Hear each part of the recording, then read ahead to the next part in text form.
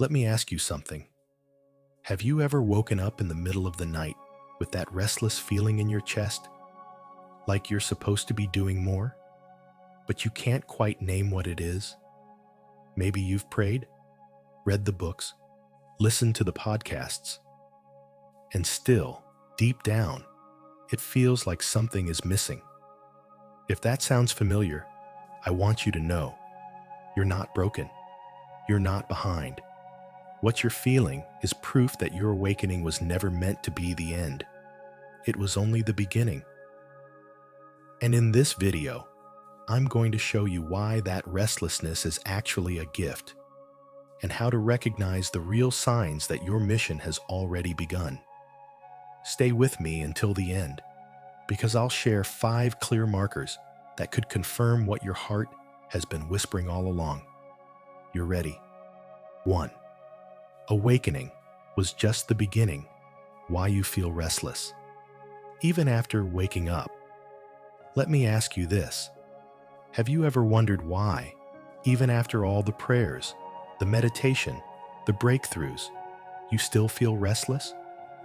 You've seen the truth. You've broken out of the old illusions, and yet deep inside, there's this quiet ache that whispers, something's still missing. If that sounds familiar, I want you to know, you're not alone. And more importantly, there's nothing wrong with you. That restless feeling isn't proof that you failed. It's actually proof that you've gone further than most people ever will. See, here's the thing. Many of us were told that once we had a spiritual awakening, life would suddenly become calm, peaceful, full of joy and clarity, like flipping a switch. But the reality? Awakening isn't the finish line. It's the starting gate.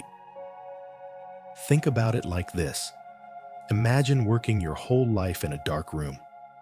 You get used to the shadows. You even start to decorate them to convince yourself this is home. Then one day, someone opens a window. Light rushes in. For a moment, it feels amazing. You can finally see. But then the dust, the clutter, the cracks in the wall also come into view. Awakening is that window. It's a blessing, yes, but it also leaves you with a choice. What are you going to do now that you see the truth? Let me give you a real example. I know someone who built a highly successful career. Big paycheck, corner office, the kind of life most people would call the American dream. But after their awakening, none of it felt real anymore. They walked away, thinking freedom would feel like heaven. Instead, it felt like free fall. Bills still came in. Old friends didn't understand. Even family questioned, what happened to you? They woke up and suddenly found themselves asking, what now? And maybe that hits close to home for you.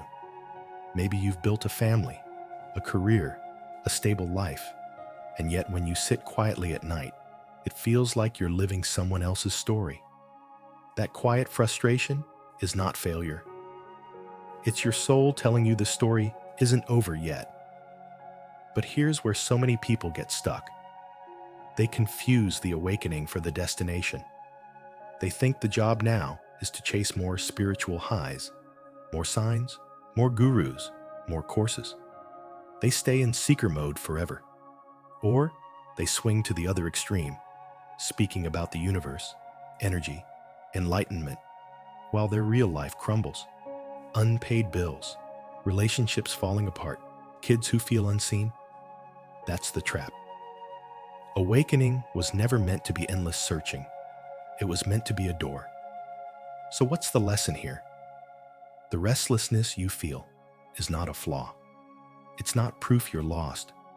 It's proof you're being invited into the next stage. Awakening was your initiation. The restless energy you feel now is your signal to stop only seeing and start becoming. Think of it this way. Your soul has already seen behind the curtain. You can't unsee it. You can't go back to sleep. That restless feeling is your spirit pulling you forward, saying, "It's time to live differently. It's time to embody what you've seen." And once you understand that, the frustration lifts. You stop asking, "What's wrong with me?" and start asking, "What is this restlessness asking me to do?" That's when awakening transforms from confusion into clarity, from wandering into purpose. Because here's the truth: you didn't wake up just to stand around with open eyes. You woke up so you could walk forward. And that's exactly where we're going next. In the next part, I'm going to share with you the real signs, the practical, everyday markers that prove you're ready to step into your mission. Not someday, not when life feels perfect, but right now. 2. Stepping into your mission. 5 real signs you're ready to live it and how to apply them daily. If you've been asking yourself, "Am I really ready?" Listen closely. The truth is, your mission doesn't start 10 years from now or when everything is perfectly aligned.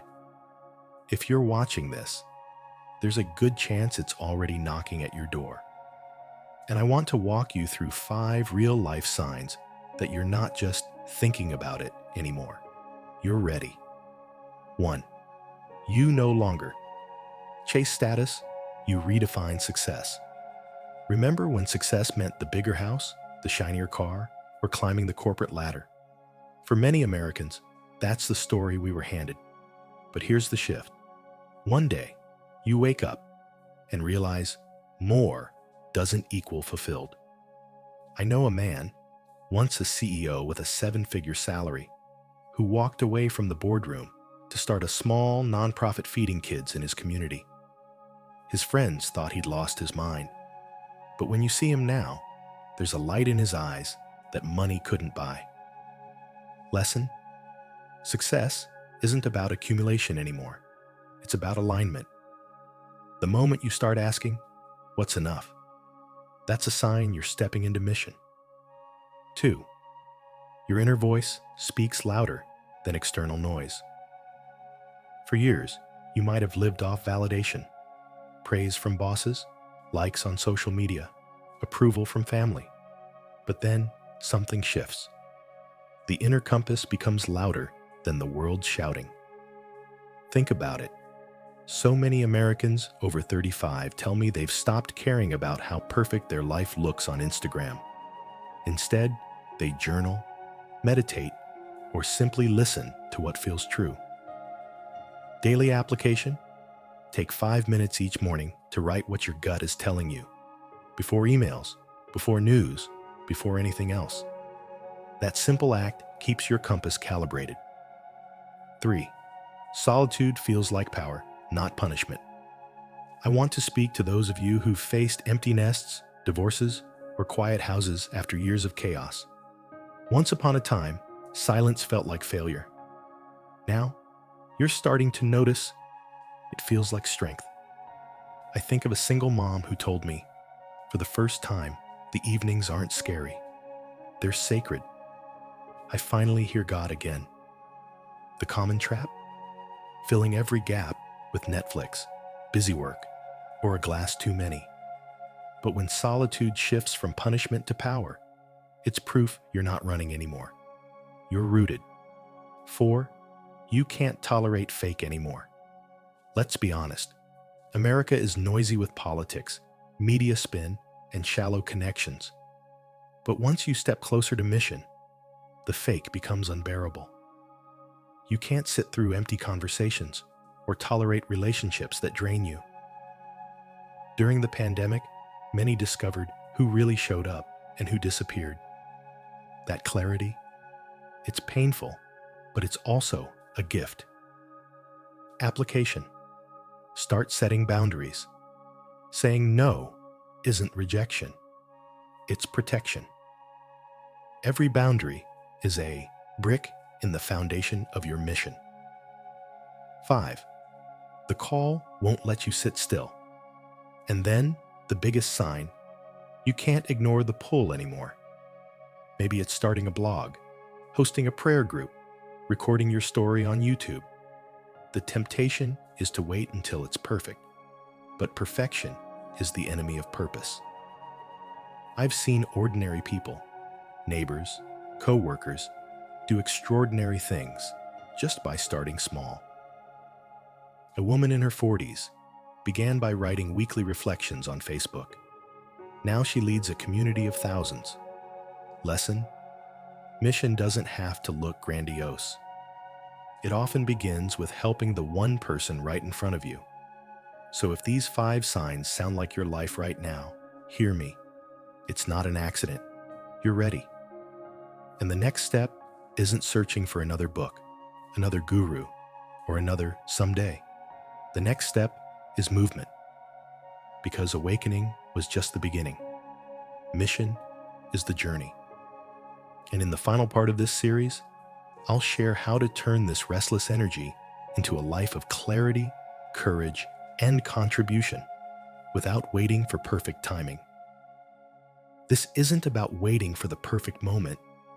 It's about realizing the moment is already here. Your mission doesn't need a stage.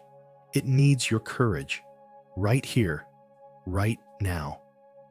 And I want to invite you, if something in today's message stirred your heart, write it in the comments. Speak it out.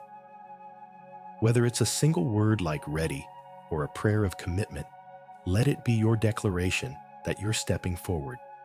If this video met you where you are, stay connected. Follow this channel so you won't walk this path alone. And if you know someone, maybe a friend, a brother, or a coworker who's been searching for meaning, share this with them. You never know. Your courage to share could be the spark that lights their way. Because Chosen One, this isn't just my message. It's our journey. And the world needs your voice in it.